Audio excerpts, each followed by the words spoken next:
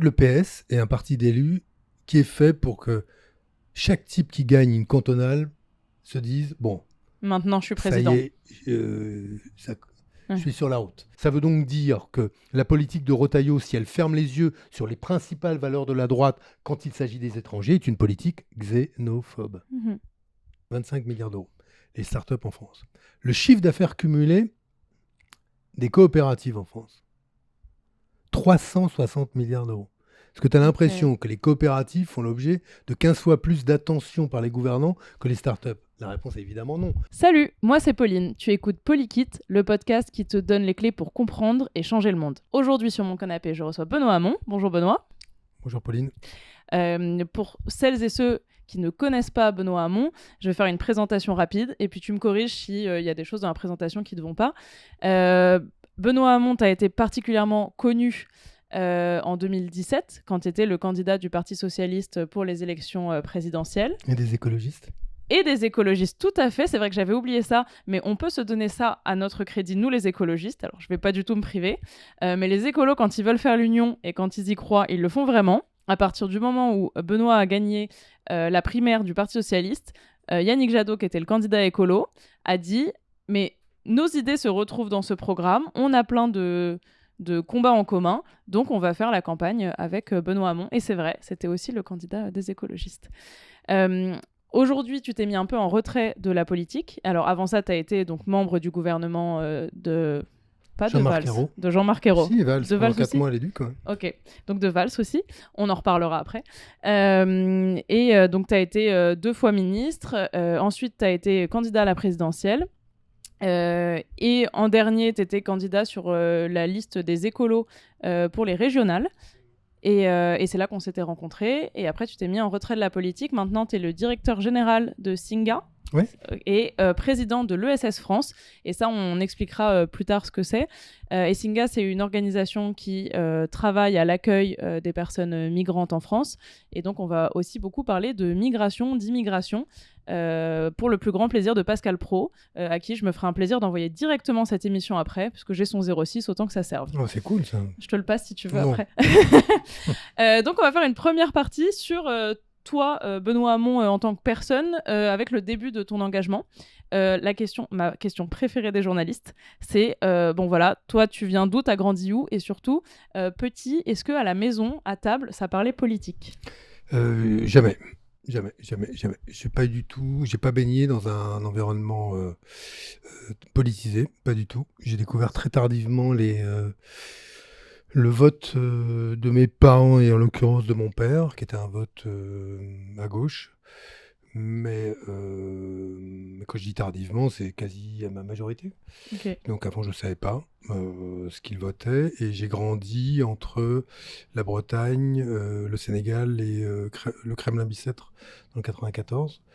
Donc voilà, 3 endroits très différents, mais qui ont tous, d'une manière ou d'une autre, j'imagine, contribué à ma politisation, en tout cas à fabriquer les raisons qui m'ont amené à me politiser ensuite. Mais c'est pas la formation politique par mes parents, quand bien même je pense que leur éducation, évidemment, explique les choix que j'ai faits à gauche plutôt qu'à droite. Ok. Et donc, quand on fait ta fiche Wikipédia, l'intérêt des personnes qui sont très connues, c'est qu'il y a des fiches Wikipédia et qu'on peut trouver plein d'infos par nous-mêmes. Ouais, vrai ou fausse, des fois, ouais. C'est vrai. Donc, tes premiers engagements, ça a l'air d'être plutôt donc, quand tu es étudiant à l'université. En tout cas, tu fais le parcours un peu classique des personnes qui veulent faire de la politique, un peu UNEF, MJS, ensuite Parti Socialiste. Est-ce que à cette époque-là, tu disais « je veux faire de la politique » ou c'est un peu une succession de hasards qui font que tu vas à l'UNEF, MJS, etc., qui sont déjà des engagements à gauche? En fait, c'est plus un hasard une fois que tu as pris un chemin. Okay. Mais la question, là où il y a une part, à mon avis, de hasard, c'est la porte par laquelle tu rentres en politique. Non pas entre la gauche et la droite, mais la porte par laquelle tu rentres en politique à gauche. Je m'explique, en fait, moi, mes premiers engagements, ils sont dans l'antiracisme, c'est l'épinglette, à l'époque, on appelait ça épinglette. Touche pas à mon pote. Touche pas à mon pote, parce que c'était l'antiracisme, que j'avais grandi au Sénégal, que je comprenais pas, c'est au sens que Mm. je comprenais vraiment pas le racisme. Et donc je porte cette épinglette-là. Et quand je rentre à l'université, on démarre en fanfare, parce que c'est les lois de Vaquet. Mhm. Et donc, première année en fac avec les lois de Vaquet, autant me dire que quand tu es un peu de gauche, tu les passes dehors. Et on a cet engagement. Et là, en l'espèce, je me fais attraper par, on va dire, la galaxie socialiste UNEF MJS. Mais j'aurais été attrapé par la Ligue à l'époque, ou peut-être le PC, encore que le PC en Bretagne, c'était à Brest. C'était pas très fort, mais C'est le hasard. En fait, il y aurait ouais, eu. c'est là, pour le coup, ce sont vraiment les rencontres, tes potes qui sont plutôt engagés là, et ton appétit d'engagement trouve à s'épanouir là. Ensuite, euh, je vais parler de mon expérience. Mm. Après, tout le monde n'a pas forcément le même rapport à l'engagement. Euh, Moi, j'observe, et c'est le cas pour beaucoup d'autres, que tes débuts dans l'engagement, c'est souvent un moment où tu adoptes le prêt-à-porter politique Mhm. de la famille que tu rejoins. Oui.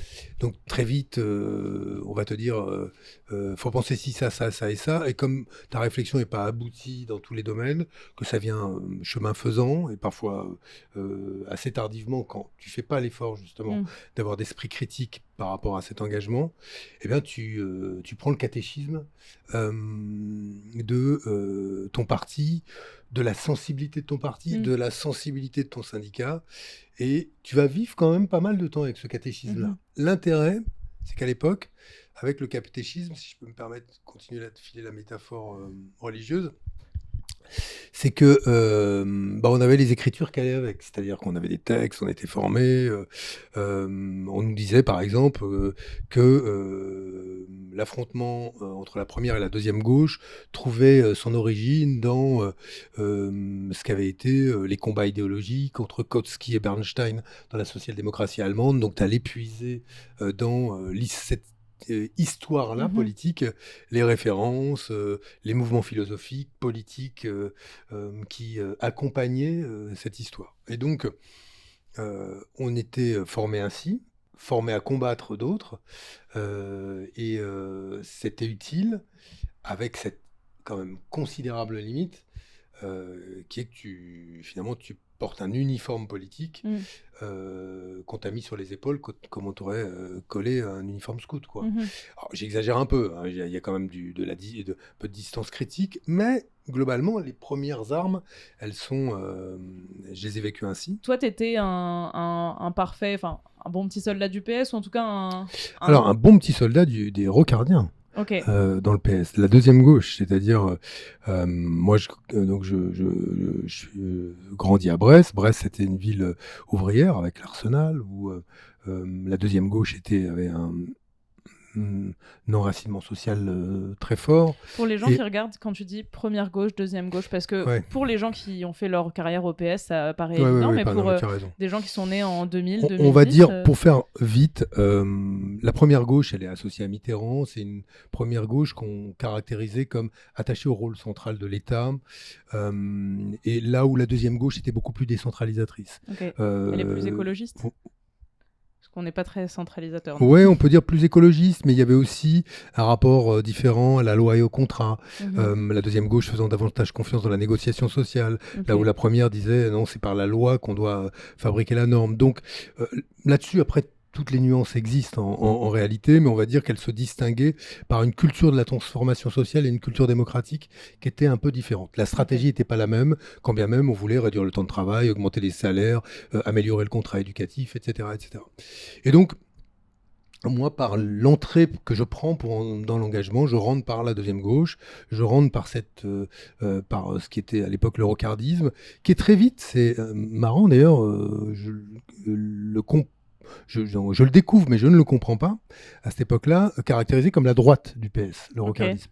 Alors, pour des raisons qui s'expliquent dans le rapport notamment qu'avait la deuxième gauche au marché, un peu plus, on va dire, honnête, dans le sens où il y avait une distance entre les textes et les faits qui était plus courte dans la deuxième gauche que dans la première. La première gauche, elle n'était pas moins convaincue, les Laurent Fabius, de l'importance du marché, mais aux estrades du Parti socialiste, c'était sus au capitalisme. Et derrière, honnêtement, le tournant de la rigueur, il est arrivé vite, et la conversion au grand principe de l'économie de marché s'est fait avec.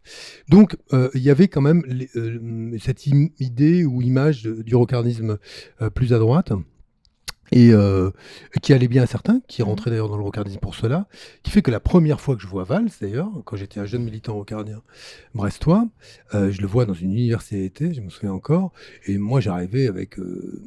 j'étais mal dégrossi, je sais pas comment dire, militant de Brest. T'avais quel âge ? J'avais quel âge ? J'avais 20 ans, ouais, dans ces eaux-là. Et je découvre les rocardiens de Paris. Alors là, comment c'était pour moi en fait, ils étaient... Un choc des cultures. Ouais, non, si je devais caricaturer une seconde, j'espère qu'on m'en voudra pas, ils ressemblaient exactement à la droite chez nous. En fait, à la manière de s'habiller des gens de droite chez nous. La gauche parisienne ressemblait à la droite de chez vous, quoi. Oui, voilà, le petit pull noué sur le devant, c'était très BCBG. Et à Brest, on appelait ça, alors là, s'il y a des vieux Brestois qui regardent cette vidéo, on appelait ça les gentilhos, parce qu'ils fréquentaient un troquet qui s'appelait la Gentilhommière, ces gens-là. Et donc, c'était pour nous, en plus dans une ville qui est assez clivée socialement, Brest, parce que tu as les ouvriers de l'Arsenal, et puis tu as les officiers de la Royale, la Marine nationale, l'armée, parce qu'il y a tous les bateaux militaires. Tu as ceux qui fabriquent les bateaux et ceux qui les pilotent et les mettent en mer. Et donc, c'est pas du tout les mêmes... c'est pas la même Macédoine, quoi.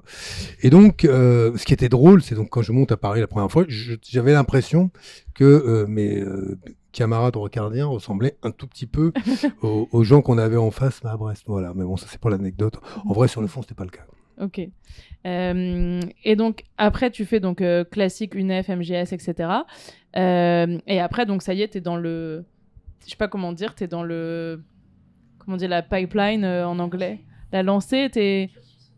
dans le cursus classique des socialistes, quoi. Tu dis, oui, au départ, bon, on avale tout le truc et tout. À partir de quand, dans ton arrivée dans le Parti socialiste, tu as ta propre pensée à toi, ton propre positionnement Ça vient assez vite, et ça vient avec un processus, alors là, extrêmement original dans un parti politique, c'est que nous obtenons l'autonomie du mouvement des jeunes socialistes. Oui, j'ai vu ça.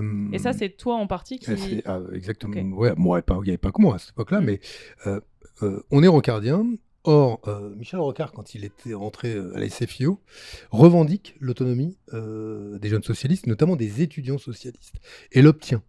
Et au nom du fait qu'il n'y avait aucune raison que les organisations de jeunesse soient un secteur du parti qui était là pour répondre le doigt sur la couture du pantalon à ce que sont les instructions d'un centre qui serait le bureau politique, que sais-je encore, et qui avait des problématiques liées à la jeunesse, à l'expérience qu'elle faisait de la vie, à l'apprentissage de la vie, qui faisait apparaître une vision différente, faisait émerger parfois des clivages différents, et qui justifiait, à nos yeux, que à partir du moment où on était favorable à l'autonomie des jeunes, et notamment le fait qu'ils échappent au foyer fiscal de leurs parents grâce à l'allocation d'études, qu'il était assez logique qu'ils soient autonomes politiquement, et que, tout en se référant à la même matrice, puissent disposer de la possibilité de choisir, par exemple, leurs dirigeants. Et Rocard devient premier secrétaire du PS, je vais voir en direct dans son bureau, et on lui dit, écoute, on fait tomber toutes nos structures de courant jeunes rocardiens, et donne-nous la possibilité de faire un mouvement des jeunes socialistes autonomes. Il dit banco, qui était courageux, parce que démocratiquement, ça avait du sens, et ça a eu tellement de sens que ça a quand même vécu jusqu'à Olivier Faure, qui a dissous le MGS autonome. Ah, donc depuis Olivier Faure maintenant, le MGS n'est plus autonome. C'est marrant parce que ça n'est pas trop dans l'air du temps. Enfin, je sais pas, chez les écolos, les jeunes écolos sont autonomes. Je pense qu'il y a eu une volonté de reprendre la main sur une organisation qui... alors, il faut dire, il y a eu une explication, c'est que le MJS a choisi, après mon départ du PS, lui aussi de quitter ses dirigeants, d'abandonner le PS, et donc il fallait reconstituer une organisation. Le choix a été fait d'en faire, je sais pas moi, on a été autonome en 1993, je crois. que je te dise pas de bêtises, donc ça a fait presque 30 ans d'autonomie, quoi. Donc bon, c'était une belle expérience, et ce qui nous a amené forcément à partir du moment où les organisations de jeunesse ne sont pas autonomes, qu'est-ce que tu fais? Tu prends les textes des parents, quoi, Et t'appliques. et t'appliques. À partir du moment où tu dois, face à d'autres jeunes, fabriquer ton propre texte, ce que dans l'UNEF, on faisait déjà. Il y avait une formation à l'autonomie politique, stratégique aussi, où on construisait des réponses syndicales avec une dimension plus large. Mais là, du coup, on le fait en politique. Et sur la question du travail, sur la question de l'éducation, sur les questions du lien social en général, sur les questions de l'égalité femmes-hommes, sur tous ces sujets-là, on commence à tirer notre propre fil. Et on découvre qu'il y a un certain nombre de solutions qui vont apparaître très vite comme importantes pour nous, qui sont différentes. Ce qui ne veut pas dire qu'on sort de la galaxie du parti auquel on appartient, mais c'est pas pareil. Et ça se justifiait d'autant plus. Et je pense que pas mal d'idées, après, sont nées de cette capacité des jeunes à produire de la réflexion, et puis surtout des solutions qui tenaient la route. Ok. Et alors, si on fait en quelques étapes rapides, si tu devais marquer quelques étapes sur, voilà, qu'est-ce qui fait qu'entre ça, au moment de jeune Hamon qui obtient l'autonomie du mouvement des jeunes socialistes, en même temps que c'est une licence d'histoire que tu obtiens, comme moi. C'est trop bien l'histoire. Et donc tu obtiens l'autonomie des jeunes socialistes, et un temps le chef un peu des jeunes socialistes. Après, en combien d'étapes, et c'est quoi les étapes jusqu'à tu es le candidat du Parti socialiste, ce dont je pense rêvent énormément de gens quand ils rentrent au Parti socialiste, à un moment de se dire moi, est-ce que c'était un rêve depuis longtemps de te dire moi je vais être le candidat du Parti socialiste, ou est-ce que c'est une succession de hasards et de divergences politiques qui font qu'à un moment c'est toi qui te retrouves à... Alors, je vais dire non, et c'est peut-être une partie du problème d'ailleurs. Ok. Non, j'ai pas rêvé toute ma vie. En fait, le PS est un parti d'élus qui est fait pour que chaque type qui gagne une cantonale se dise bon, maintenant je suis président. Ça y est, je suis sur la route. Okay. Donc, tu as des candidats putatifs tout le temps. à U et à Dia. Une fois qu'on a dit ça, les étapes, elles sont... Moi, j'ai eu des rencontres qui sont des rencontres importantes. Tu sais, je dis souvent ça. Je me souviens quand j'étais venu chez toi pour les élections législatives, ou non, c'est pourquoi ? C'était pour parler d'immigration. Ouais. C'était une conférence. On avait parlé d'identité. Ouais. Bah, en parlant d'immigration, du coup. Ça... En parlant et moi, j'ai été... Il y a un auteur qui est d'ailleurs très proche de la pensée écolo, qui s'appelle François Julien, et qui a fait un petit bouquin qui s'appelle « Il n'y a pas d'identité culturelle », et qui dit, qui pense qu'en fait, aujourd'hui, les identités enferment, elles posent des frontières, qu'il vaut mieux réfléchir entre ce que sont tes ressources et les miennes, et en termes de distance, et voir finalement si on va cheminer, se rapprocher l'un vers l'autre, plutôt qu'en termes d'identité, ce qui a tendance à nous enfermer mutuellement. Et moi, je suis assez, comment dire, j'achète plutôt cette approche-là de la question de nos références culturelles ou de nos ressources culturelles. Et si j'examine ce que sont mes ressources culturelles et les rencontres qui m'ont construit politiquement, je mettrai sur mon chemin, assurément Michel Rocard au début, mais comme chef de file d'une famille politique au sens large, qui est celle où j'ai appris l'importance cruciale de la démocratie, j'y reviendrai, mais de la démocratie pas simplement quand tu arrives au pouvoir. La démocratie comme exercice dans les organisations. Et dans les processus de conquête du pouvoir, qui me semble important. La deuxième personne, parce que c'est mon contact avec l'exercice du pouvoir, c'est une femme. J'ai eu la chance de travailler avec Martine Aubry, d'abord en charge de l'emploi des jeunes à l'époque où on faisait le programme Emploi Jeunes en France, et ensuite j'ai été son conseiller politique, j'écrivais ses discours. Et donc pendant 1 an et demi, j'ai écrit au féminin. Ok. Je dis ça parce elle avait un empire. On disait que le soleil ne se couchait jamais sur son portefeuille ministériel. Elle avait la santé, les affaires sociales, la sécu, l'exclusion, le travail, l'emploi, la formation professionnelle, l'égalité femmes-hommes. Bref, c'était un empire. Et j'ai dû écrire pour une femme dans des situations notamment où elle devait s'exprimer sur les questions d'égalité femmes-hommes. Et au début, mon réflexe, c'était de dire, comme aujourd'hui, ça paraîtrait complètement dingue de faire ça, mais je me suis dit, mais comment est-ce que moi, je fabrique un discours pour une femme qui va s'adresser à des féministes sur la question de l'égalité femmes-hommes. Et bon, alors évidemment, je ne l'ai pas fait tout seul, je lisais. Donc... Mais déjà, le fait que tu te poses la question, ça veut dire que tu étais déjà un peu sensible à la question, parce qu'encore aujourd'hui, il y a énormément de jeunes hommes ou d'hommes qui pensent qu'ils sont légitimes à parler de tout, en tout cas qui s'y connaissent dans tout, quel que soit que ça les touche ou pas, quoi. Oui, non, mais mais là, c'est quand même le sujet, il est quand même pas si simple que ça. Quand tu es devant la page blanche, il y a un vrai. Je sais pas s'il y a des mecs qui se posent pas de questions, franchement, il y en a sans doute. Mais bon, en tout cas, moi, je me les suis posés à ce moment-là. Donc, j'ai lu. Et mon grand secours, ça a été la politique, en fait. Okay.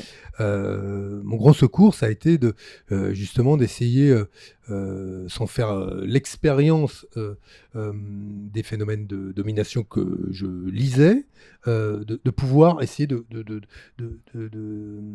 d'apporter ma contribution à ce qui pouvait être, entre guillemets, la lecture par une femme du patriarcat, qu'on n'appelait pas comme ça à l'époque, en direction de militants de féminisme. Bon, après, c'était biffé, corrigé par Martine Aubry si elle le voulait, mais en tout cas, ça m'a permis de faire beaucoup de politique, de faire un effort de réflexion moi-même pour travailler ces discours-là.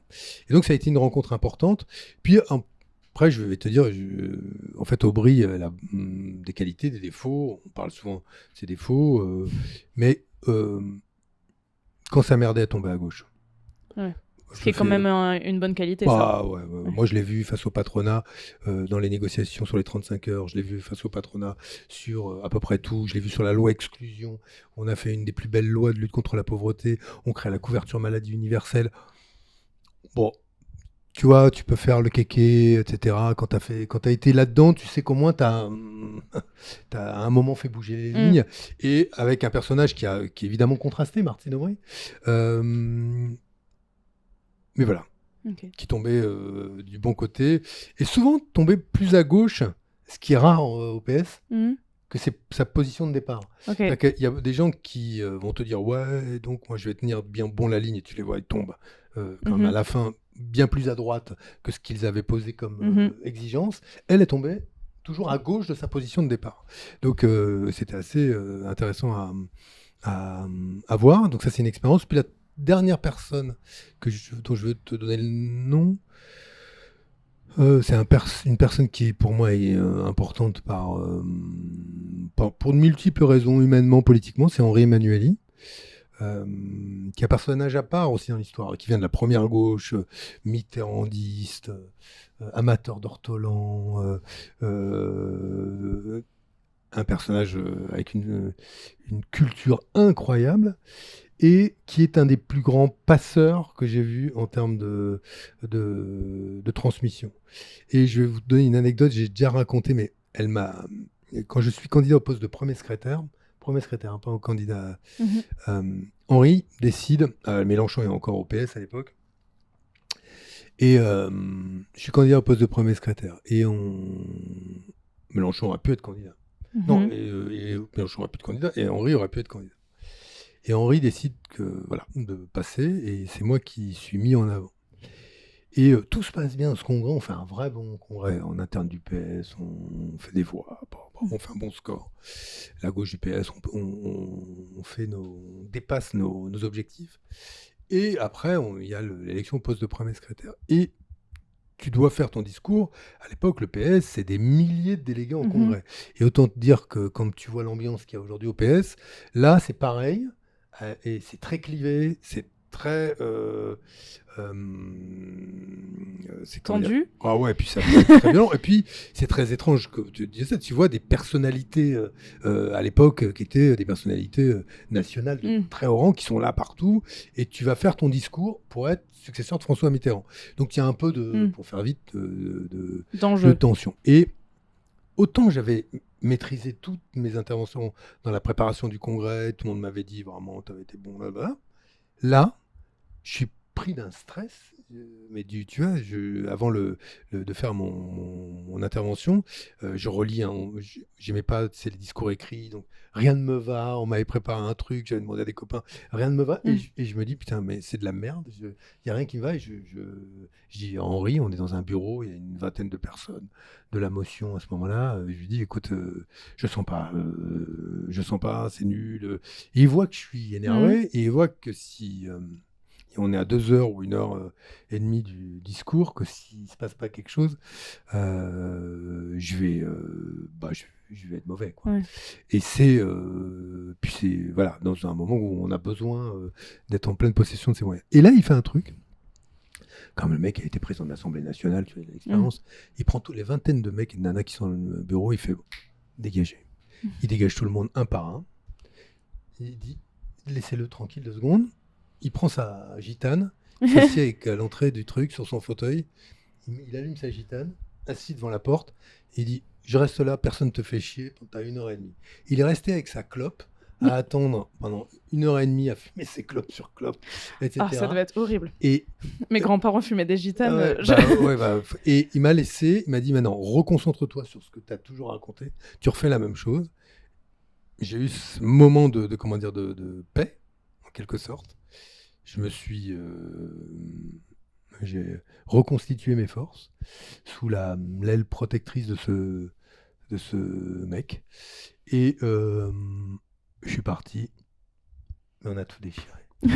Non mais c'est vrai. Et on a tout déchiré. Et je trouve qu'il y avait dans ce personnage qui n'était pas facile, une humanité que j'ai rarement croisée en politique. Ok. C'est intéressant parce que ça veut me faire passer directement à mes questions d'après sur les divisions dans le PS. Mais j'ai l'impression que là, ça donne pas encore aux gens le après. Qu'est-ce qui fait que d'un coup, c'est toi qui deviens le candidat en vrai, est-ce que quand tu te présentes à la primaire, par exemple, est-ce que toi, tu penses que tu peux gagner cette primaire de 2017, quoi, enfin 2016, je sais pas en quelle date elle est organisée, mais 2016. 2016, parce que moi, j'ai fait la queue à Boulogne pour aller voter au 2e tour de la primaire, parce que j'en avais absolument rien à faire du Parti Socialiste. Moi, ma mère avait pris sa carte à l'époque où ça devait être Ségolène contre je sais plus qui. Elle s'est dit, je prends ma carte, je veux que ce soit Ségolène Royal. Donc elle a pris sa carte, elle a voulu que ce soit Ségolène. Il y avait trop de mails dans la boucle. Elle a demandé à se désinscrire et plus jamais être au PS, mais elle est allée voter Ségolène. Et quand ça a été toi face à Valls, c'est-à-dire que moi, le mandat de Hollande, je l'ai passé à faire des manifs et à bloquer Paris 8 parce que loi travail, etc. Donc c'était ça ma politisation. Et puis après, je vois la primaire du PS, moi je m'en fous complètement. Et puis un matin, bam, c'est toi ou Valls. Et moi je me dis, faut absolument que j'aille voter. Et du coup, j'ai fait la queue et tout. Puis en fait, j'étais pas inscrite pour voter à Boulogne-Billancourt. Je sais pas, il y avait pas mon truc, j'ai pas pu voter, mais j'avais fait la démarche de faire la queue, de dire je vais voter Benoît Hamon. Est-ce que toi, avant ce 2e tour ou même au moment du 2e tour, tu te dis que c'est possible que ce soit toi le candidat du PS? Oui, au 2e tour, oui. Non, au 2e tour, c'était sûr, c'était plié. Ouais, mais en fait, je pige un truc. Si tu veux, très vite, la campagne, elle marche bien. Mais pourquoi elle marche bien? Parce que je mets dans le débat des positions politiques qui sont probablement les dernières positions politiques nouvelles dont on se souvient du PS. Revenu universel, taxe sur les robots, tous ces sujets-là, 49.3 citoyens, c'est en 2016. Tu refais l'histoire de ce qu'a mis en débat. J'y reviendrai, il y a un concept qui vient d'être mis en débat qui est intéressant, mais qui n'est qu'un concept, la démarchandisation. Après, tu peux décliner, c'est ce qu'a dit Boris Vallaud, à mon avis, c'est une idée intéressante. Mais bon, si tu te souviens, en gros, on met des questions au débat. D'ailleurs, au passage, le PS devrait s'en inspirer parce qu'à l'époque, c'est Mélenchon qui réagit par rapport au revenu universel. Il va vite chercher un vieil intellectuel marxiste qui dit non, c'est trop capitaliste, faut faire le salaire à vie. Tu vois, c'était à l'époque. Débat qui existe encore maintenant. Oui, mais d'accord, mais qui honnêtement, il y a une mesure qui l'emporte largement sur l'autre. Et quand bien même je respecte le débat. Et d'ailleurs, c'était amusant parce qu'à l'époque, c'est là où tu vois que la FI est prise de court parce qu'elle dit non, le salaire à vie c'est mieux, mais elle ne met pas dans son programme. Donc bon, donc tu sentais quand même que l'intérêt de l'époque, c'était aussi d'être capable de penser le rapport au travail, de penser à la démocratisation de notre société à travers le pouvoir que tu redonnais aux individus par le revenu universel. Bref, on avait, avec l'équipe, travaillé ces questions-là, intégré la question écolo. Bref, on arrive. Et il se passe quoi? Il se passe, alors là, je te raconte cette expérience où j'ai pigé un truc. Tu sais, tu as toujours des moments où il y a des choses que tu n'avais pas compris et que tu comprends, en tout cas sur l'état de la gauche. Euh, Ce sont les primaires, donc, et mes relais étaient des relais, évidemment, qui s'appuyaient sur l'appareil du PS, comme tout le monde. Il n'y avait que des candidats socialistes, candidats radicaux aussi, GE peut-être à l'époque, je ne sais plus. Bref, et là, j'avais prévu d'aller en Haute-Garonne, et je me fais dépouiller la totalité de mes soutiens, cadre du PS à l'époque. On pesait, l'aile gauche avait toujours pesé en Haute-Garonne par Arnaud Montebourg, qui était aussi l'autre candidat. Qui à l'époque était plutôt de gauche. Ouais, de la gauche du PS à l'époque. Sur un registre plus classique, réindustrialisation, bah. Et là, je me retrouve, mais quand je te dis dépouillé, il n'y a plus personne. Il reste un gars qui était à la fac à Toulouse, un jeune socialiste, et qui nous dit « Mais moi, je vous assure, je suis capable de remplir un amphi à Sciences Po. » Et puis, on ne pouvait pas ne pas y aller. C'est que les primaires à ce moment-là. Et les copains disent « Bon, moi, je ne m'occupe pas de l'orga à ce moment-là, évidemment. Une fois que tu es pris dans le truc, c'est plus toi qui t'en occupes. » Et la date est maintenue. Et j'arrive à Toulouse, et je me souviens, on était pris dans les bouchons, et je leur dis, on était à la bourre, et je dis, bon, je vais descendre avant, et je vais courir pour aller rattraper le truc.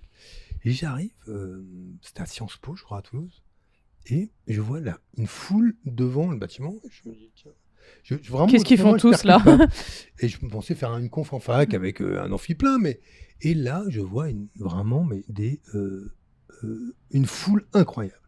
Et je comprends que c'est pour moi, l'accueil est hyper chaleureux. Donc là, je me dis, putain, il y a un gars, il a utilisé les réseaux sociaux de l'époque, qui sont parce que le bouche à oreille, les orgas qui étaient à Toulouse, qui avaient envie que ça bouge, et il nous fait un amphi qu'aucun sauce n'aurait été capable de faire. Bon, première leçon. Et il s'avère qu'à ce moment-là, ce jour-là, ce soir-là, je suis en train de faire ma conf, etc. Ma conseillère qui était en charge de la presse m'envoie un petit mot et me dit Hollande va s'adresser aux Français ce soir, c'est pendant ta conf. Et donc on se dit, c'est sûr, il va renoncer. Donc on dit aux gens, écoutez, il y a Hollande, si vous voulez, on met le vidéo pro et on regarde Hollande tous ensemble. Et donc, on met le TF1, je crois, ou France 2, je sais plus. Et moi, j'ai la salle en face de moi, comme ça. Et il y a Hollande dans mon dos. Et donc, c'est blindé. Et tu avais une sorte de silence. Et Hollande annonce qu'il n'est pas candidat. Non, mais un but dans un stade anglais. C'est pour ceux qui voient. Une sorte de... Mais vraiment, je sais pas, t'es à Old Trafford, à Manchester United, il y a un but dans un stade anglais. Quiconque aime le foot anglais sait de quoi je parle. Une sorte de libération. Et là, je me suis dit, bon, ok, tout est clair. Tout est clair. Et saute l'appareil, ça sert à rien. 2, trace ton chemin sur le revenu universel, etc. C'est-à-dire t'alignes et tu prends rien de ce qu'on va te donner pour amodier ton projet. Et on gagne la primaire comme ça sur le fond. Et on la gagne sur le fond. Et on perd d'ailleurs la présidentielle pour plein d'autres raisons, mais sur lesquelles on pourra revenir. Mais dans les faits, ce qui est certain, c'est ce qui nous fait gagner la primaire, c'est la belle politique. C'est la belle politique. Celle qui parle de projet et qui fait rêver les gens, qui donne à voir un... Ouais, ou rêver, ou s'interroger, se poser des questions, et qui t'amène à dire ça, c'est quand même... ça correspond à quelque chose de perçois, que je ressens, que je vis, et notamment dans le rapport au travail. Quand on disait, parce que là, tu peux prendre n'importe quel parti de gauche, aujourd'hui, sur la question de la rémunération qu'on tire du travail, on fait comment ? Qui augmente les salaires ? Pas n'importe quel parti de Qui augmente les salaires ? Ouais. c'est pas l'État qui augmente les salaires. Mm. Tu peux jouer sur le SMIC, tu peux jouer sur le salaire des fonctionnaires, mais tous ceux qui aujourd'hui sont salariés Uber, rémunérés Oui. par Uber, salariés entre 1 et 1,5 SMIC ou 2 SMIC, etc., qui augmentent leur salaire, qui changent le rapport de force Entre le capital et le travail. Oui, et très concrètement, le rapport de force qui leur est très défavorable dans l'entreprise. Et comment tu fais ? La vérité, c'est que les stratégies social-démocrates classiques ou social-démocrates radicalisées comme FI sur la redistribution des richesses, ça marche plus. Ça marche ni ici ni ailleurs. Et donc, il faut repenser la question de la redistribution des richesses. Et le revenu universel vient repenser la redistribution des richesses. Pourquoi ? Parce qu'il dit, vous avez votre salaire, et on y rajoute un revenu universel. Qu'est-ce que ça change au revenu universel ? Eh bien, évidemment, ça augmente ton pouvoir d'achat. Mais ça te donne surtout la possibilité d'avoir un rapport de force avec ton employeur. Oui, tout à fait. Et de faire autre chose. Change tout. Par ailleurs, on le voit là, je pense, le chômage baisse pour tout le monde. Enfin, je veux dire, les différentes réformes font qu'aussi, quand on se retrouve au chômage avec un chômage baissé, on est beaucoup moins regardant sur les postes qu'on va prendre. C'est-à-dire que moi, là, j'avais été au chômage il y a 1 an et là, je suis au chômage maintenant. Et là, j'ai l'impression que je suis juste à dire, OK, si c'est payé à peu près correctement, je veux bien y aller, je prends, parce que mon chômage est trop bas et que du coup, je suis prête à prendre un autre truc. Si j'avais aussi un revenu universel qui me rajoutait 1 000 € par mois, ou même juste 500 € par mois, je serais beaucoup plus regardante dans les négociations des entretiens d'embauche. En 2021, donc là où on se rend compte, toi, t'es candidat après... Non, mais que je sois permis de dire sur le congrès actuel du PS, okay, il ferait mieux de parler de démarchandisation que de démélanchandisation. Tu vois. Au moins, la démarchandisation, c'était intéressant, il y a un truc. Parce que là...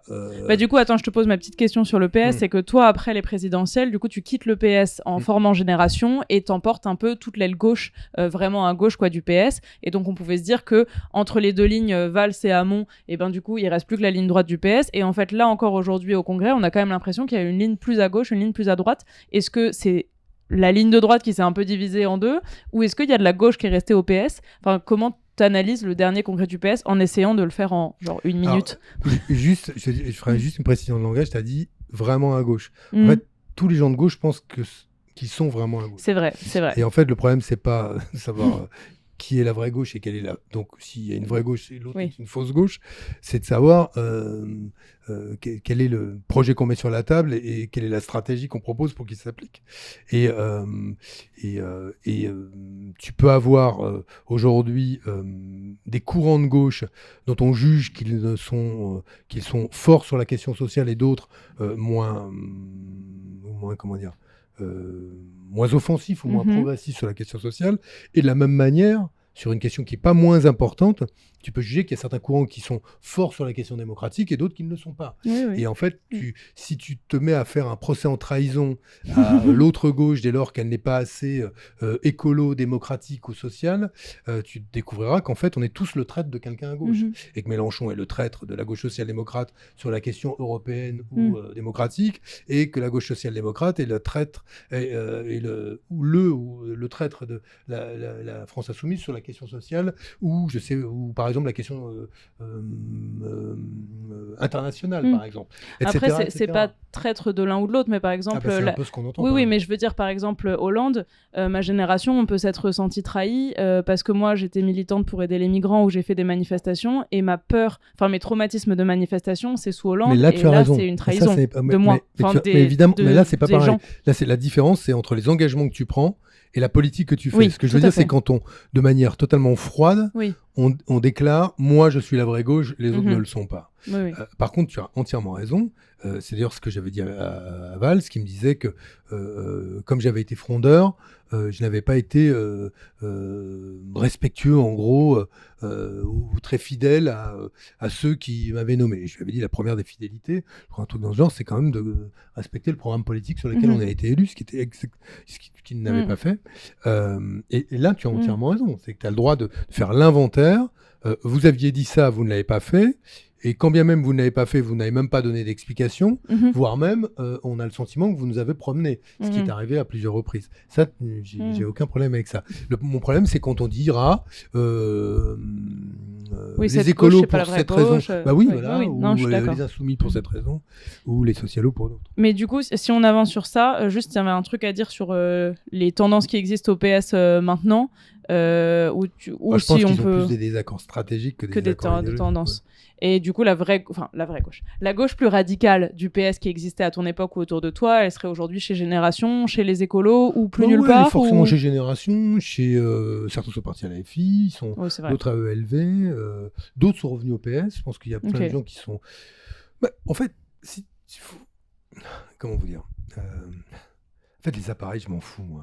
Non, mais j'y ai vécu, j'y ai beaucoup milité, mais faut pas être fétichiste de l'appareil. Quand tu commences à être patriote de ton parti, c'est le début de la fin. C'est peut-être un problème pour beaucoup de partis. Oui, exactement. C'est le début de ta fin comme militant politique, parce que c'est le début de la désillusion, forcément, et c'est le début de la fin de l'organisation, dont tu es devenu le patriote absolu. Donc, ce que je crois aujourd'hui, c'est qu'il faut garder une distance critique par rapport à ces organisations. Et la meilleure distance critique, pardon de le rappeler, ça reste quand même la délibération démocratique. Du coup, ça me permet de faire la transition pour se distancier des appareils des partis, etc. En 2021-2022, fin 2021, tu soutiens Julien Bayou pour l'élection régionale face à Pécresse. Et ensuite, quelques temps après, tu annonces que tu te mets en retrait de la vie politique et tu vas chez Singa. Je te poserai la question sur pourquoi le retrait de la vie politique après, mais d'abord, est-ce que tu peux expliquer ce que c'est Singa ? Et plus récemment, tu es devenu président de ESS France. Alors, est-ce que tu peux expliquer ce que c'est l'ESS et ce que c'est ESS France ?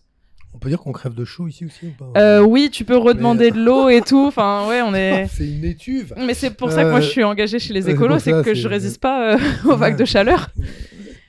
En tout cas, bon, bref. Désolé pour. Donc, je deviens directeur général de Singa, ce qui supposait aussi, à partir du moment où je prenais des responsabilités dans la société civile, dans une organisation qui est donc européenne, qui est présente dans 7 pays, qui est dédiée à l'inclusion des personnes réfugiées, nouvelles arrivantes, par l'hébergement, par l'entrepreneuriat et par ce qu'on appelle des activités communautaires, pas au sens de communauté religieuse, ou communauté ethnique ou je ne sais quoi, au sens de communauté Singa, c'est-à-dire des nouveaux arrivants et des locaux qui échangent, font des activités, font ensemble, avec l'idée d'accélérer, que chaque événement qu'on organise est un prétexte à accélérer l'inclusion. Et donc cette ONG, elle supposait un engagement franc, honnête, pas avoir un pied dedans, un pied dehors. Et donc j'ai décidé de me mettre en retrait à ce moment-là. Et plus récemment, j'ai pris, alors là c'est une fonction qui est une fonction non salariée, la présidence de ESS France. J'ai été choisi et élu à la tête de ESS France. ESS France, c'est la structure qui représente toute l'économie sociale et solidaire. Alors pour vous donner des ordres de grandeur, c'est pour qu'on c'est à peu près 2 600 000 salariés, les entreprises de l'ESS en France, et on n'a jamais idée des ordres de grandeur. Donc pour donner une comparaison, si tu prends le chiffre d'affaires cumulé des startups en France, selon la Banque de France, c'est 25 milliards d'euros. 25 milliards d'euros, les startups en France. Le chiffre d'affaires cumulé des coopératives en France, 360 milliards d'euros. Est-ce que tu as l'impression que les coopératives font l'objet de 15 fois plus d'attention par les gouvernants que les startups ? La réponse est évidemment non. Alors, il y a une explication à ça. C'est que tu as les coopératives de distributeurs, les coopératives bancaires, la coopération agricole, qui sont dans ce chiffre d'affaires. Mais si tu prends les scopes, on est déjà plusieurs milliards d'euros aussi. Ce que je veux dire, et puis si tu prends le poids économique des associations, c'est près de 130 milliards d'euros. Là encore, c'est 5 fois le poids des startups. Et puis, une association, ça ne se vend pas. Le principe d'une association, qui appartient à l'ESS aussi, c'est qu'elle n'appartienne à personne. Les coopératives, elles sont une propriété collective. Les associations propriété de personnes. Une startup, elle est la propriété de qui ? De ceux qui l'ont créée, ceux qui ont investi de l'argent dedans. Et quelle est la puissance révolutionnaire des modèles de l'ESS ? Ce sont des entreprises qu'on dit non lucratives. Qu'est-ce que ça veut dire ? Ça ne veut pas dire qu'elles perdent de l'argent à la fin du mois. Ça veut simplement dire que les parts que je vais acheter, toi et moi, dans une entreprise de l'ESS, on va les vendre demain au même prix que celui auquel on les a achetés. On ne gagnera pas de l'argent à vendre ou acheter On peut pas départ dans spéculer une avec. entreprise. L'investissement que tu réalises, il n'est pas fait pour t'enrichir toi. Donc on est là dans une rupture avec les modèles classiques de l'entrepreneuriat fondamental. Cette rupture, c'est que le mobile d'entreprendre n'est pas l'enrichissement personnel. Première chose.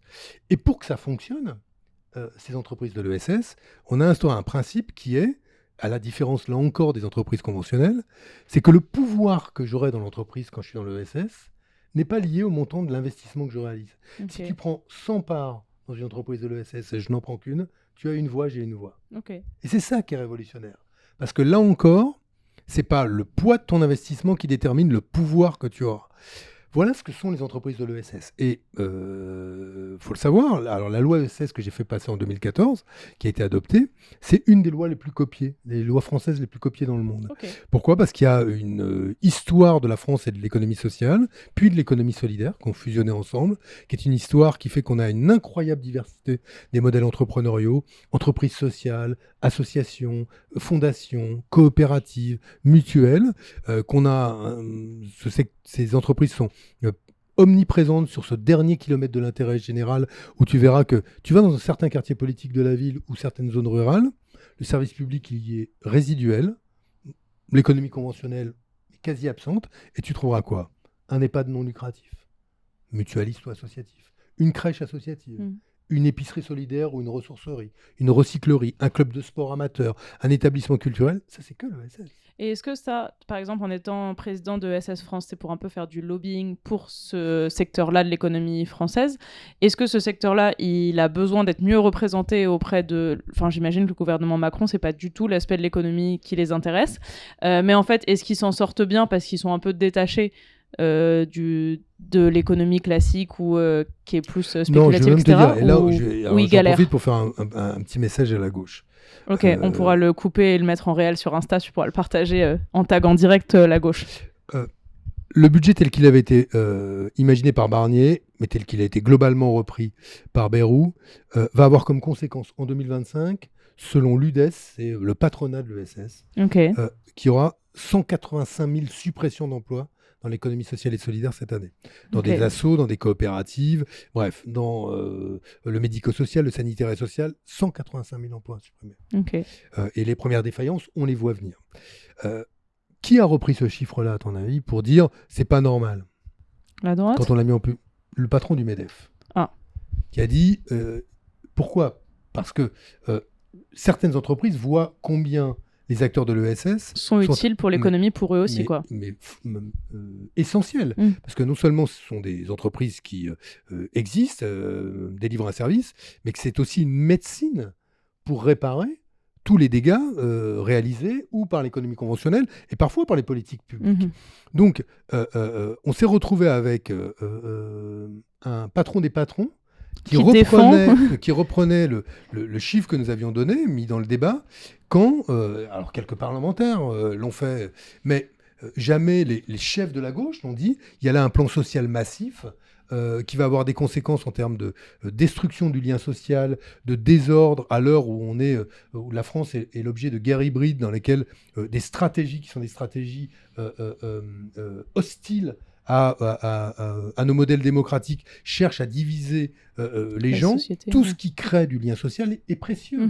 Et les dirigeants de gauche devraient être les premiers à dire il faut défendre les emplois de l'ESS, parce qu'ils sont les derniers emplois qui assurent ce kilomètre de l'intérêt général où il n'y a plus le service public, parce qu'il n'y a plus les moyens de le financer. Parce que l'ESS, ce sont des acteurs privés coproducteurs de l'intérêt général.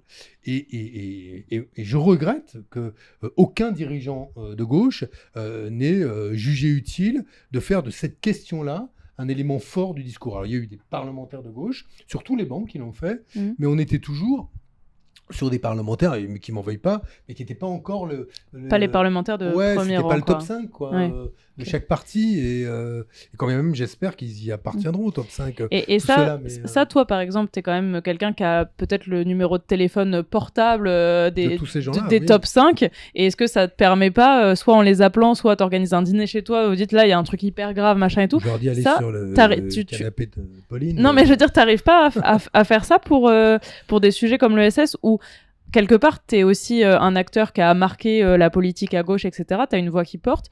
Comment ça se fait que tu puisses pas dire aux gens, là, il y a un truc à porter qui va aussi vous permettre vous-même de vous porter, parce que les gens font ça par intérêt pour eux aussi. D'abord, il y a une histoire compliquée de la gauche avec l'économie sociale, pour une partie de la gauche. Une partie s'en méfiait parce que l'idée que les travailleurs puissent être détenteurs de leur entreprise, propriétaires du capital, était quelque chose qu'ils estimaient contradictoire avec l'idée selon laquelle il fallait construire un rapport de force entre le capital et le travail. Et longtemps, une partie de la gauche s'est méfiée ou a gardé l'ESS ou les formes de l'économie sociale à distance. Et pourtant, si tu réfléchis, quelles sont les entreprises qui essayent d'accomplir l'idéal révolutionnaire où l'ouvrier est propriétaire de sa force de travail et de son outil de travail, c'est ça. Mais qui dit l'économie ne peut pas être étanche à la démocratie. Il n'est pas normal que nous soyons citoyens souverains dans la cité, mais que nous soyons obéissants et soumis à la domination du propriétaire de l'entreprise une fois que nous passons à la porte de l'atelier de l'usine ou de l'entreprise. Sont les acteurs de l'ESS. Et ils reprennent cette phrase d'ailleurs de Jaurès qui dit à la fin du 19e à la Chambre, eh bien, nous avons laissé la République à la porte de l'atelier, disons là que l'idéal révolutionnaire est resté quelque part au milieu du gué, considérant que ce qui relève de l'ordre économique était sans doute l'objet d'une lutte puissante entre les tenants du capital et du travail, mais qu'on y avait accepté de facto que le citoyen politique se débarrasse de son habit de citoyen et le laisse au vestiaire pour devenir un SERF à l'intérieur de l'entreprise. Et je crois que cette idée de citoyenneté économique est allée au cœur du projet de l'économie sociale. Et à un moment où on constate que la démocratie politique va pas bien, et à un moment où tu vois que le capitalisme américain, dans sa démesure et son hubris, appelle à la remise en cause de la démocratie politique au motif que, comme disent un Peter Thiel, un Elon Musk ou quelques autres, nous les plus riches sommes aussi les plus intelligents, laissez-nous prospérer et vous verrez que par ruissellement tout le monde en profitera, et cessez de ralentir ce qui est notre œuvre avec un O majuscule, en donnant des droits aux minorités, en finançant le Medicare ou le Healthcare aux États-Unis, bref, en finançant la sécurité sociale, tout ça entrave notre projet. Donc, ces gens-là remettent en cause le principe de la démocratie politique ouvertement. Eh bien, l'ESS, c'est l'exacte symétrie de cela. Parce que ce sont des entreprises qui n'ont aucun problème avec la démocratie politique. D'ailleurs, quelle autre grande fédération d'entreprises ou regroupement d'entreprises que ESS France a appelé à voter contre l'extrême droite? Unanime. Les coopératives, les mutuelles, les associations, les fonds et fondations, les entreprises sociales, lors du congrès de ESS France où j'ai été élu, se sont engagées dans la lutte contre l'extrême droite. Donc elles disent, ces entreprises-là, c'est pas parce que vous nous faites un programme business friendly qu'on est insensible aux conséquences de vos programmes sur l'ordre social. Si votre programme est inégalitaire, nos missions sont de réparer les inégalités. Nous ne pouvons pas fermer les yeux sur le fait que vous allez fabriquer le désordre quand notre raison d'être, c'est de lutter contre cela. Et donc, elles sont non seulement soucieuses de la qualité de vie démocratique dans la cité, mais aussi hospitalières à la démocratie en leur sein. Et donc, moi, évidemment, j'étais favorable, je le défendais en 2017 à la 6e République, mais la 6e République, ça ne peut pas être juste une modification des institutions avec plus ou moins de parlementarisme, d'ailleurs en général porté par des gens qui le font pas trop en leur sein. Qui ont totalement succombé au virus du présidentialisme et te promettent le grand soir démocratique une fois qu'ils seront élus. Bon, mais avant, on est quand même un peu gros gens comme devant. Donc moi, je pense que l'extension du champ démocratique, elle passe par l'économie et notamment l'ESS. C'est pour ça que j'ai pris cette présidence. S'il y a des gens de gauche qui regardent ce podcast et qui disent c'est marrant ce sujet, j'y connais rien, alors qu'en fait c'est passionnant, s'il y avait une ou deux références à suivre ou livres à lire ou quelque chose, si des gens veulent saisir ou s'engager ou suivre, militer pour l'économie sociale et solidaire, qui veulent creuser ce truc dont ils pensent que la gauche ne saisit pas assez, tu dirais quoi à part suivre Bah, je sais pas si c'est. Il y a plein de livres, donc je sais pas s'il y a. Non, mais je pense qu'il faut il faut aujourd'hui s'intéresser à la façon dont on peut ou choisir une entreprise dans votre quotidien. Mhm. Je prends un exemple très simple. Euh, euh, sur les messageries les messageries qu'on utilise, Ouais, WhatsApp, WhatsApp, Telegram, Signal. Signal. Signal, c'est une fondation non-profit. Ok, donc. WhatsApp et Telegram, c'est pas le cas. Mm. Donc déjà, faites cette préférence-là. Ce sont des petits choix, mais vous Mm. choisissez des modèles non lucratifs. Et alors, Signal, c'est américain, mais tu regardes, aujourd'hui, quand tu regardes les acteurs de l'ESS dans le champ du numérique et du digital, ils te disent, bah voilà, si vous voulez une solution qui est une solution proche de ce à quoi nous aspirons, celle-là l'est plus que d'autres. Il y a des Et alternatives. donc un peu dans tous les trucs de nos vies, domaines, tout ce qui est de l'ESS et des trucs non lucratifs. Si tu es une entreprise et que tu vas t'occuper des chèques déjeuner ou des tickets restaurants, tu choisis le groupe Up, coopérative, Scope, plutôt que le groupe Edenred. Okay. Si tu dois mettre en complémentaire santé tes salariés, tu prends pas Alan, mais tu prends la MGEN ou une mutuelle. Voilà, ce sont des choix tous les jours et c'est valable sur à peu près tous les fournisseurs. Il y a des alternatives ESS à peu près dans tout, y compris dans les choix de consommation au jour le jour. Tu vas sur Emmaüs Solidarité et la formidable plateforme aussi de label Emmaüs de Maud Sarda, plutôt que d'aller sur Chine, Temu. Voilà, tu as des alternatives dans tous les domaines. Eh ben merci, c'est une réponse très concrète. Et on va passer... gratuite. Pour l'ESS, ça tombe bien, ça enrichit personne. C'est vrai, juste du travail on peut en faire de la pub au max, ça enrichit personne. Non mais Chine, parlons-en. C'est 6 salariés, donc Christophe Castaner. Ah bah alors on peut faire un petit point sur Castaner parce que c'est toi par exemple 10 salariés dont Christophe Castaner.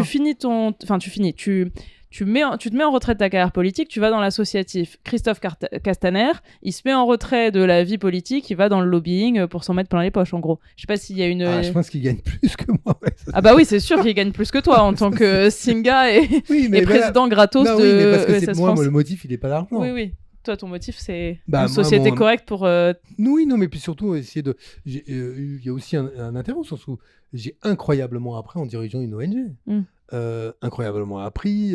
J'ai travaillé avec des gens qui avaient moins de 30 piges depuis 4 ans maintenant, et c'est... je voyais bien, moi, ce que j'apportais en termes de notoriété, mais c'est incroyable cette trajectoire de ces femmes et hommes qui viennent du monde entier, qui entreprennent. Alors, un chiffre, hein, est-ce que vous savez que 15% des créations d'entreprises en France sont le fait d'étrangers ? Qui le dit, ça ? Et bien justement, ça me permet de faire ma petite transition, parce qu'une des raisons pour lesquelles je te voulais sur mon canapé, c'est que la question des migrants, de comment on accueille les autres, etc., moi, ça a été toujours une boussole dans ma vie. Il y a les gens qui ont le féminisme, l'écologie... Moi, c'était la question des migrants, c'était une boussole de quel parti je choisis, avec quelle personne politique je m'engage. Et par exemple, Yannick Jadot, j'ai jamais été dans les mêmes lignes que lui dans le parti, mais je savais que je pouvais dormir sur mes 2 oreilles quand il était candidat à la présidentielle pour nous, parce que sur la question des migrations, il était parfait, en disant il n'y a pas de problème, etc. Et du coup, toi, tu travailles sur ces sujets. Quand tu étais venu à Boulogne, tu nous avais fait un petit topo aussi chiffré en disant, bah voilà, en fait, remettons un peu les pendules à l'heure. Et donc là, c'est devenu un des sujets les plus présents dans l'espace médiatique depuis, je sais pas, 5 ans, 10 ans, mais là, depuis que Bolloré détient CNews et compagnie, on parle que de ça. Est-ce que dans la réalité des Français lambda, qui sont pas de gauche comme moi et qui se disent il n'y a pas de problème avec les migrants, est-ce qu'il y a un vrai problème de migration ? Est-ce qu'il y a un sujet qui justifie qu'on en parle toute la journée ? Ou est-ce qu'en vrai, dans la vraie vie et pour les vrais gens, il n'y a pas de sujet migration, en fait. Leur sujet, c'est pas ça, c'est le travail, c'est les trucs. Et s'il n'y a pas du tout de sujet migration, comment ça se fait que dans la sphère politique et médiatique, on en parle, je pense, tous les jours ? Alors, il y a une différence entre ce que vivent les gens et la manière dont ils perçoivent les problèmes qu'ils ont. Mais on va faire les choses simplement. Quand on regarde nos modes de vie, et beaucoup de ceux qui sont contre l'immigration disent nos modes de vie sont en danger. Une certaine façon de vivre ensemble est en danger en raison de l'immigration internationale. Ok, bon. Quels sont ces modes de vie ? À quoi sommes-nous tous attachés ? En général, à un certain niveau de service public et à un certain niveau de protection sociale. On est tous attachés à notre école, à nos à la gare qu'on avait, aussi au commerce de proximité, et ce qui fabrique un peu ce plaisir qu'on a de vivre en France, de pouvoir se déplacer, de pouvoir voilà, apprendre, etc. Bon, alors allez-vous me dire en quoi le fait d'expulser des Algériens va réouvrir des écoles en milieu rural? Allez-vous me dire en quoi le fait d'expulser des Sénégalais va permettre aux gares qui sont fermées de réouvrir? Allez-vous me dire en quoi le fait d'expulser massivement des Afghans va réouvrir une boucherie ou une boulangerie là où elle est fermée? Ça n'a aucun rapport. Je suis tout à fait d'accord. Et voilà. Ça va peut-être entraîner la fermeture de certaines boulangeries, puisque Stéphane Ravaclet, qui a été candidat pour la nouvelle Union populaire, qui était boulanger, lui, il avait fait une grève de la faim parce que son apprenti, Absolument. n'ayant pas de papier, risquait d'être expulsé. Et qu'est-ce qu'il disait par là? Que l'immigration, en l'occurrence, ce jeune apprenti, qui venait d'Afrique subsaharienne, permettait de garder ouverte une boulangerie, donc permettait de maintenir les modes de vie auxquels nous sommes attachés. En fait, ces modes de vie, aujourd'hui, pour qu'on puisse continuer à les conserver et à faire en sorte qu'ils continuent à égayer ou enjoliver nos vies, nous avons besoin de l'immigration. Dans une démarche, tu verras, tu vois là, qu'on pourrait qualifier d'utilitarisme, en disant Benoît Hamon, il aurait pu nous faire une grande tirade sur c'est génial, l'égalité entre les humains. Mais je crois ça, moi aussi. Mais en l'occurrence, s'il faut prendre simplement la question de nos modes de vie, il me semble qu'on a là une réponse à tout ce qu'on peut entendre sur ces news. Alors, en réalité, la migration aujourd'hui, ce sont des attentats à la raison tous les jours.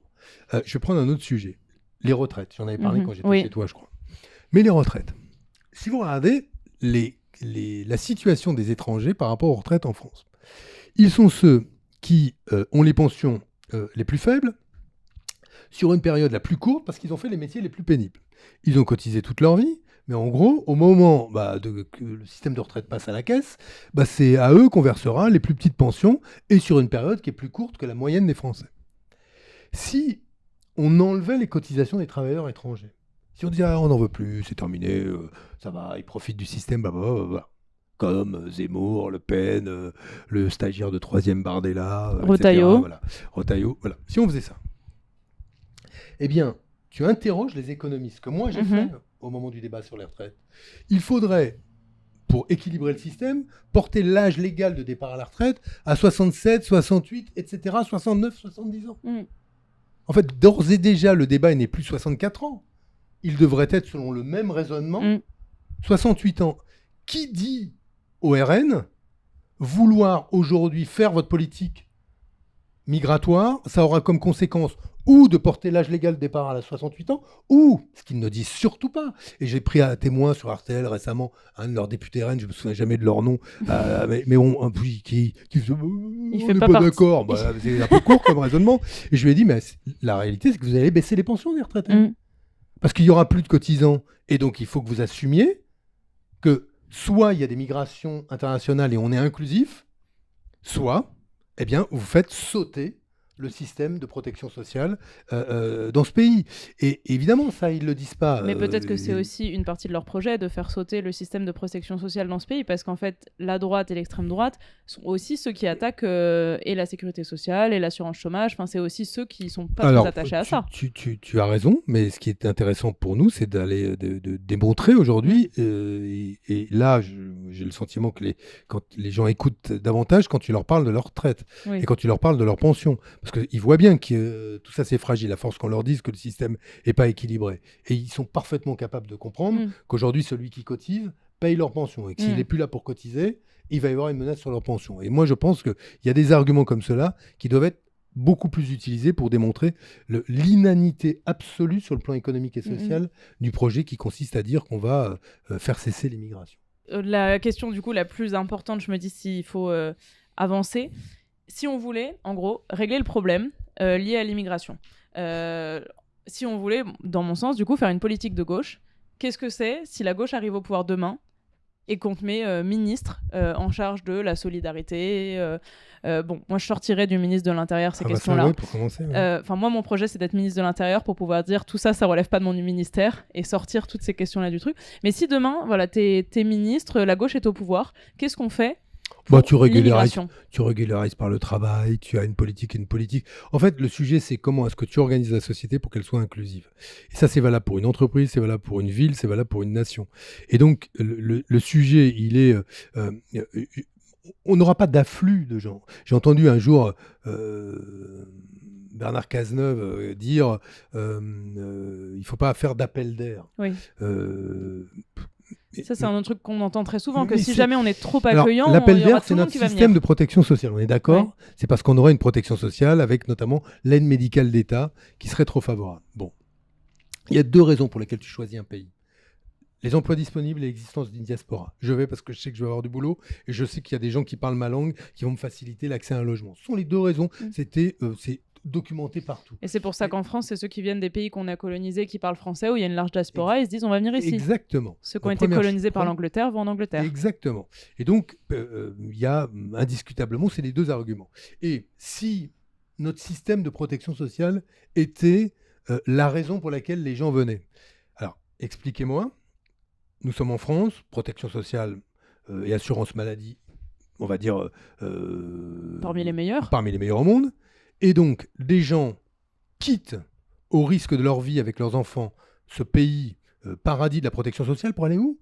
En Angleterre. Où il y a alors là, zéro protection sociale. Donc, si c'était vrai, cette théorie de l'appel d'air, personne ne prendrait la Manche aujourd'hui. un bateau au risque de sa vie pour aller en Angleterre.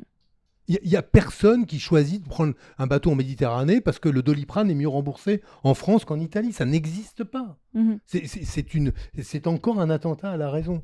Et donc, ce qu'il faut penser, ce sont des politiques inclusives. Ça veut donc dire que quels sont les... Je vais prendre très simple.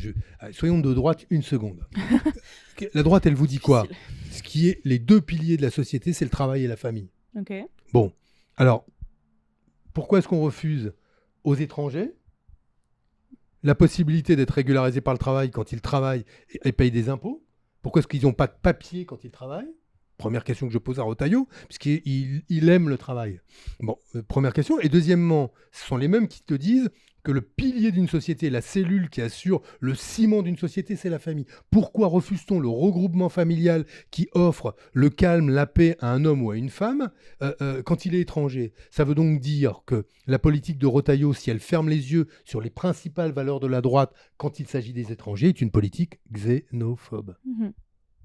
C'est tout. La seule démonstration que Bruno Retailleau fait, c'est que oui, il mène une politique xénophobe. Sinon, il permettrait à des étrangers qui travaillent d'avoir des papiers et de pouvoir être rejoints par leurs femmes et leurs enfants, ou inversement, leurs maris et leurs enfants. C'est aussi simple et que si ça. nous, demain, on est au pouvoir, en vrai, la politique qui fait sens, c'est de permettre les voies déjà d'accès sûres pour les gens qui veulent demander l'asile ou qui ont besoin de migrer. Absolument. Et de permettre aux gens d'avoir des papiers l'immigration facilement. Par le travail, l'immigration économique quand elle se justifie. Et vous verrez qu'il n'y aura pas de bon de l'immigration en France. Il y aura de l'immigration en fonction de l'existence d'emplois disponibles, de diaspora. Et il se passera, et fort heureusement, la société française continue à inclure, continue à faire des mariages mixtes, on continue à avoir c'est la norme en fait. Enfin, je veux dire, l'histoire de l'humanité, c'est des déplacements, des gens qui se rencontrent, des mariages mixtes. Enfin, c'est aussi l'histoire de l'humanité. Toute chose coexiste avec son contraire, et qu'on peut voir que ce qui a été la grande vague où la force du mouvement MeToo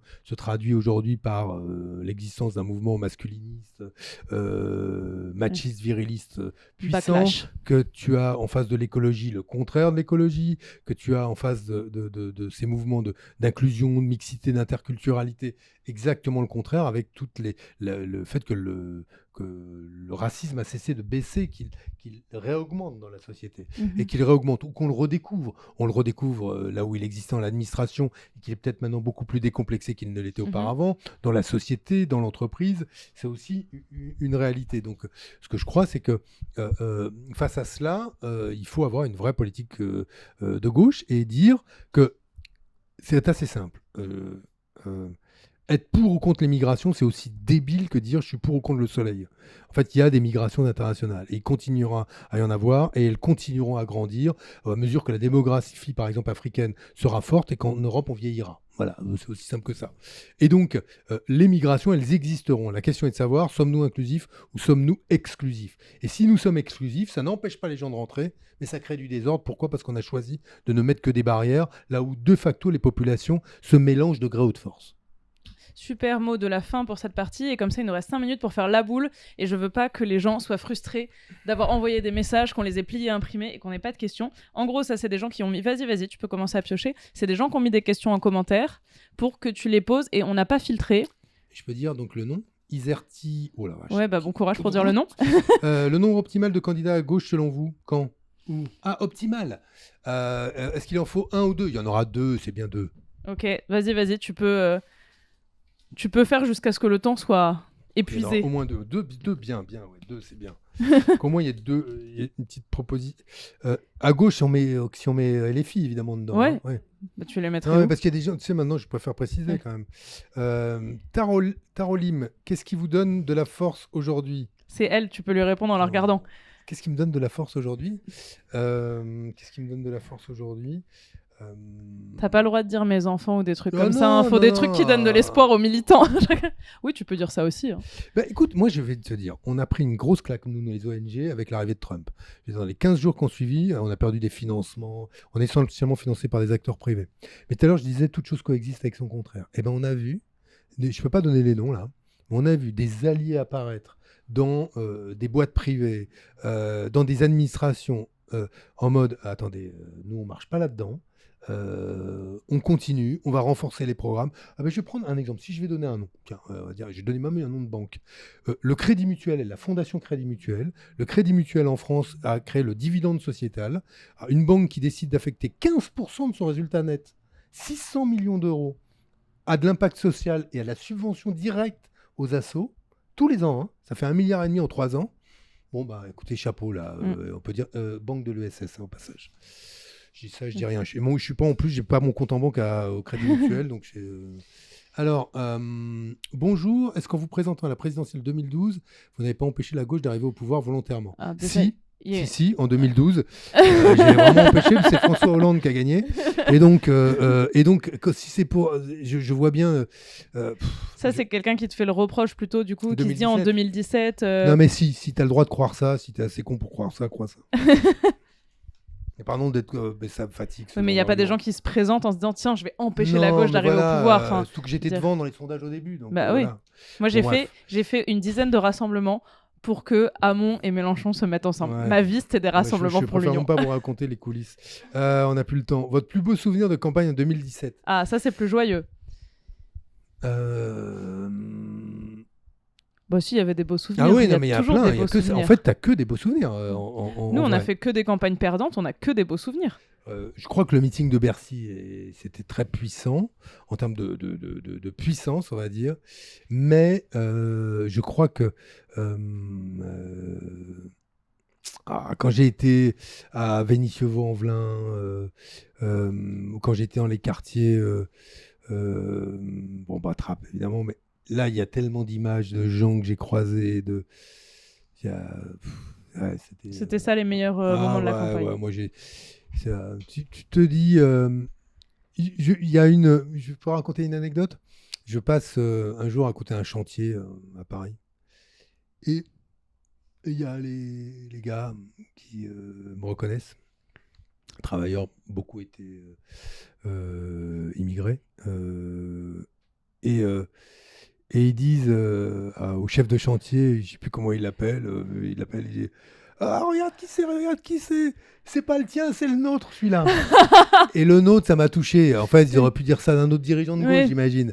Mais le fait que. C'est celui de notre camp, c'est celui qui ne passe pas pour nous. Donc, ça m'a beaucoup touché. Alors, mot de la fin. Si en 20 secondes, tu avais soit un mot de la fin, quelque chose que tu n'as pas pu évoquer, ou ce que peuvent faire les gens s'ils veulent s'engager aujourd'hui pour les questions de migration ou autre. Je ne fais pas beaucoup de citations, mais je vais faire celle que j'aime le plus et qui est pour moi la plus importante aujourd'hui. Il y a une grande anarchiste féministe américaine qui s'appelle Emma Goldman, de la fin du 19e siècle, qui venait de Russie, qui était aux US, et qui a dit « If I cannot dance, this is not my revolution ». Si je ne peux pas danser, ce ne sera pas ma révolution. Ça disait quoi? C'est que si ce que tu proposes, ton message politique, ton projet n'est pas joyeux, le monde que tu vas créer ne sera pas joyeux. Et de la même manière, s'il n'y a pas d'ambition sociale, ou s'il n'y a pas de démocratie, ce ne sera pas davantage derrière. Et je pense qu'il faut regarder et exiger de celles et ceux qui proposent de gouverner, de regarder ce qu'ils font avant. Parce que c'est une bonne indication de ce qu'ils feront après. Et être très exigeant sur la joie, la démocratie et la justice sociale. Parfait. Et l'écologie. Super mot de la fin. Merci. Je peux avoir un clap de fin. Call to action, il reste 6 secondes. Il faut s'abonner partout. Vous pouvez suivre Benoît Hamon sur ses réseaux et nous donner de l'argent quand on aura lancé une cagnotte, parce que nous aussi, c'est à but non lucratif, mais on a quand même besoin de payer la lampe qui nous éclaire au-dessus et Simon qui travaille toutes les nuits.